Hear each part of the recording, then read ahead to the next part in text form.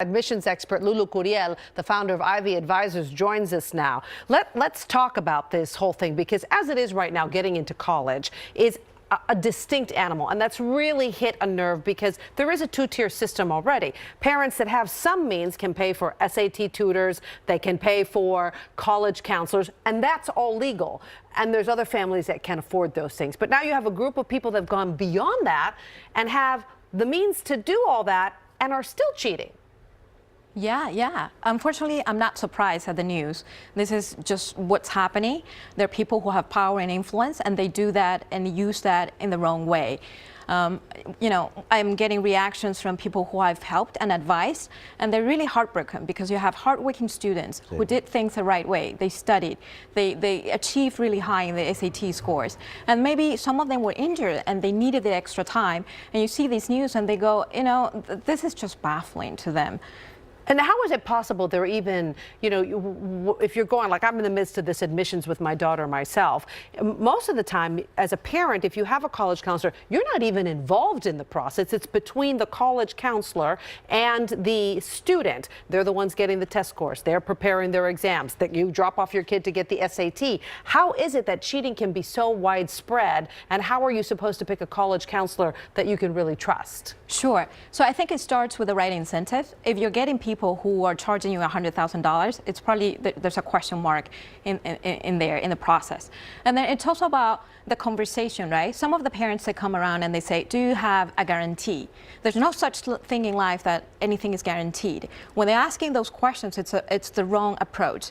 And then there are counselors who do provide the guarantee, and they say, hey, if you work with me, you will get in. So that's already in itself like questionable.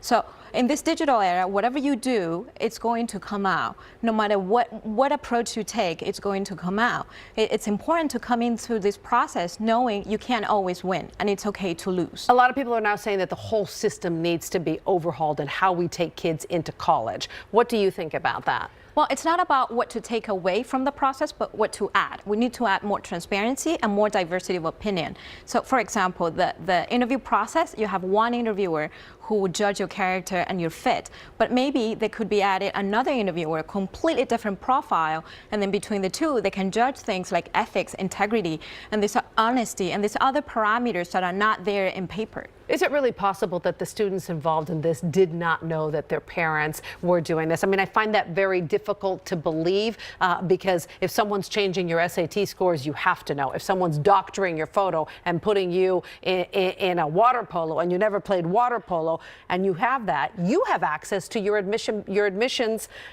packet when you're doing it online. Right. For as much as I would love to believe they didn't know it, I believe they were part of it. I mean, if you were recruited as a soccer player and you didn't play soccer, it's obvious that you know this was going on, and that's disheartening. I think that the example that the parents are setting is not right, and it's not about the end, but about the process. Right. All right. Thank you, Lulu Curiel. Thank you very much for being with us and shedding light on this ever-growing scandal. Thank you. Well, we've made it easy for you to look up all the Bay Area parents named in this case. Log on to NBCBayArea.com. There we have every person listed by name with the accusations against them and a link to their court documents.